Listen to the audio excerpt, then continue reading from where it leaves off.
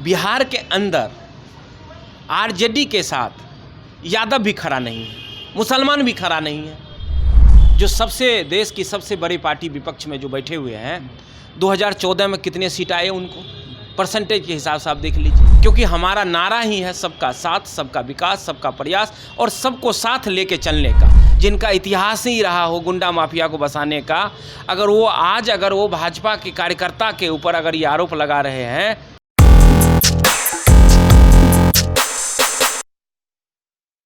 आप हैं निष्कर्ष भारत के साथ और मैं हूं मनोज चतुर्वेदी।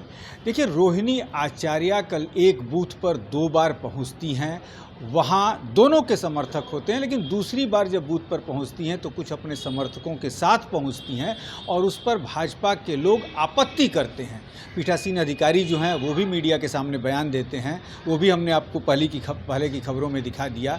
प्रधानमंत्री नरेंद्र मोदी भी कल पटना में थे, वो भाजपा के कार्यालय भी गए थे, वो भी तस्वीरें हम थोड़ा बहुत आपको दिखा दे रहे हैं कि देख लीजिए कार्यालय में किस तरीके से गए थे और कितना उत्साह था कार्यालय में।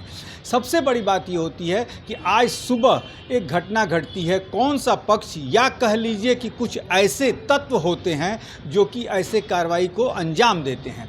घटना घटी, 2 लोगों की मौत हुई है, लेकिन पुलिस ने अभी पुष्टि नहीं की है इसकी कि 2 लोगों की मौत हुई है। एक लोग पीएमसीएच अस्पताल में भर्ती हैं। रोहिणी आचार्य वहां उनसे मिलने गई। उसके बाद उन्होंने जब बाहर निकली तो उन्होंने कहा कि ये गुंडे भाजपा नेताओं को जल्द से जल्द बंद कर दिया जाए जेल में, वरना मैं आंदोलन पे उतरूंगी। वो तस्वीर भी दिखा देते हैं अस्पताल की आपको।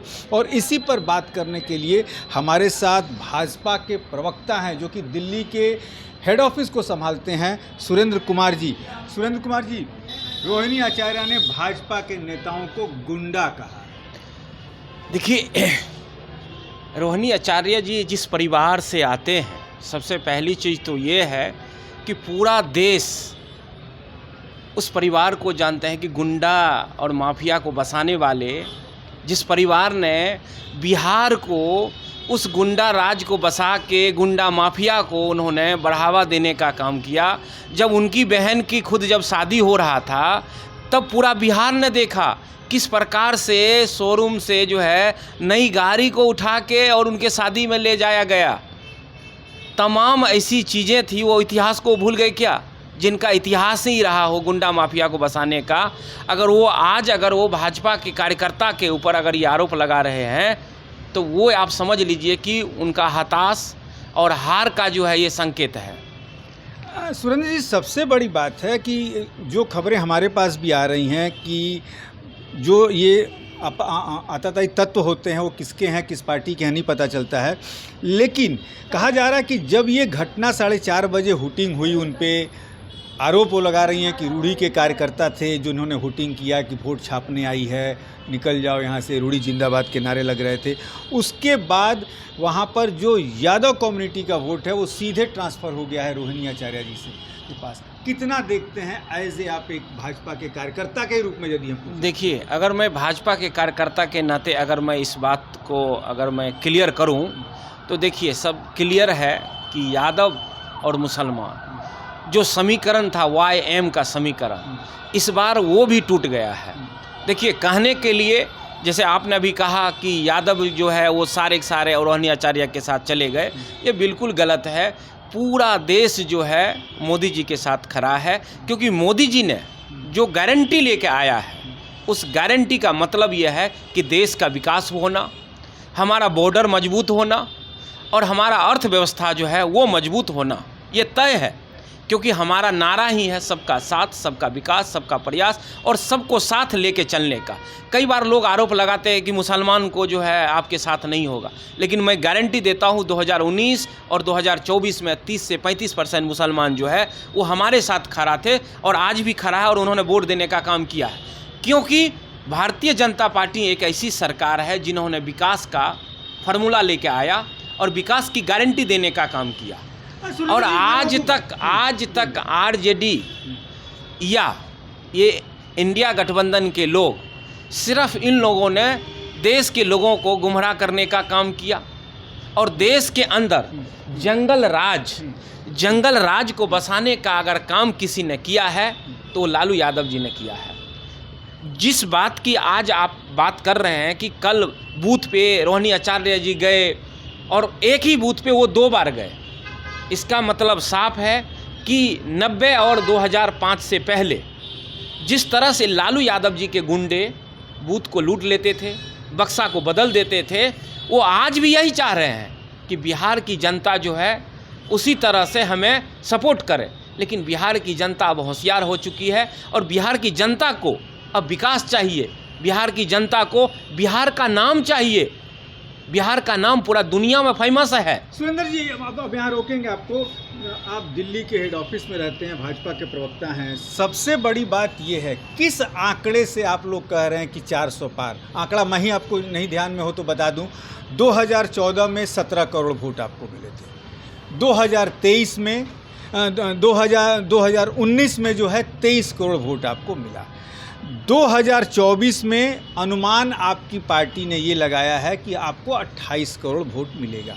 और 28 करोड़ वोट का अनुमान आप लोगों को शायद इसलिए है कि 28 करोड़ लोगों को, देश के 28 करोड़ करीब लोगों को प्रधानमंत्री की जितनी योजनाएं हैं, चाहे आवास हो, उज्ज्वला हो, खाद्य सिक्योरिटी तो 80 करोड़ लोगों को करीब मिल रही है, 28 करोड़ लोगों को कोई ना कोई एक योजना निश्चित तौर पर मिली है, जिसके कारण आप 400 के पार की बात बताते हैं। लेकिन इसमें एक सवाल मैं आपको और जोड़ देता हूं। 2019 में विपक्ष बिखराव में था, फिर भी उनको जो है करीब 23 करोड़ से के बराबर या 23 करोड़ से ज़्यादा वोट मिले थे, फिर भी आप और एनडीए मिलके 353 सीटें मार ले गए। लेकिन इस बार सुरेंद्र जी सोच लीजिएगा मेरे बातों को कि इस बार विपक्ष एकजुट है, वोटों का कहीं बिखराव नहीं हो रहा है उनका, कुछ जगहों पे छोड़ के।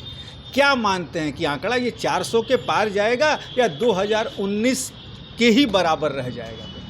देखिए, आपने 2-3 बात कहा कि 400 पार का जो आकलन जो आंकड़े के हिसाब से मैं वही मैं कह रहा हूँ कि जो आकलन आपने किया, अब आप देखिए 2014 में 17 करोड़ तो देखिए, ये तो जनादेश जो है किसके पक्ष में कितने परसेंटेज जाएगा वो एक अलग विषय है। लेकिन अगर आप विपक्ष की आकलन अगर आप करेंगे, जो सबसे देश की सबसे बड़ी पार्टी विपक्ष में जो बैठे हुए हैं, 2014 में कितने सीट आए उनको परसेंटेज के हिसाब से आप देख लीजिए, 2019 में उनको कितने आए या परसेंटेज के हिसाब से देख लीजिए। और इस बार हमारा 400 पार इसलिए नारा है, और इस बार आप विपक्ष आपने कहा कि एकजुट है। आपको मैं बताता हूँ कहाँ पे एकजुट है। पश्चिम बंगाल में आप चले जाइए, ममता दीदी अलग चुनाव लड़ रही है और कांग्रेस को गाली दे रही है, ये है उनका गठबंधन। पंजाब में चले जाइए, आम आदमी पार्टी दिल्ली में कांग्रेस के साथ चुनाव लड़ रही है और पंजाब में गाली दे रहे हैं, ये है उनका गठबंधन, ये है एकता। इस एकता के आधार पर अगर आप कह रहे हैं तो मैं तो कह रहा हूँ 400 पार का नारा है। आप देख लीजिएगा, उससे भी कहीं ज़्यादा सीट भारतीय जनता पार्टी की झोली में आने वाली है। इसलिए कि भारतीय जनता पार्टी ने हमेशा सत्य का साथ दिया है और हमेशा देश हित की बात की है, हमेशा समाज हित की बात की है। इसलिए हमें भरोसा है देश की जनता के ऊपर कि देश की जनता के साथ जो हमने कहा है, जो हमारी कमिटमेंट थी, हमने उस पर खरा उतरने का काम किया है। हमने झूठा जो है किसी प्रकार का कहीं से भी हमने कोई वायदा नहीं किया। हमने कहा था भगवान राम का मंदिर जो है हम बनाएंगे। यही लोग कहते थे कि भाई आप डेट नहीं बताते हो, कब डेट बताओगे, कब दर्शन कराओगे। और जब हमने डेट बताया और जब उनको दर्शन करने के लिए हमने निमंत्रण दिया तो उन्होंने क्या कहा कि ये भगवान राम का मंदिर के मुद्दे को बिहार में राजनीतिक गलियारों से खबरें आ रही है कि 25 एनडीए को।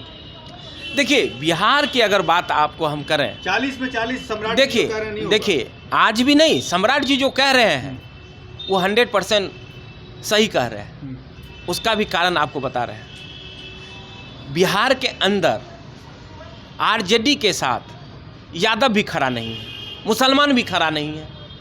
तो कुर्मी तो आपसे बिछड़ गया, नीतीश से। किसने कहा कुर्मी बिछड़ गया? क्योंकि कुर्मी कह रहा है कि पलटी मार देते हैं। बिल्कुल नहीं मार देते हैं। अब आप देखिए, जो लव कुश का समीकरण है, आपको आज आपके चैनल के माध्यम से मैं बता रहा हूँ इस बार जो है 40 के 40 सीट भारतीय जनता पार्टी जीतने जा रही तो है। सुरेंद्र जी, लवकुश का समीकरण आपसे ज्यादा लालू प्रसाद ने चल दिया है, देख लीजिए। चल नहीं दिया है। हाँ। अगर उनको लवकुश और कुशवाहा की इतना चिंता होती तो नवादा के अंदर श्रवण कुशवाहा को चुनाव में उन्होंने मैदान में उतारा।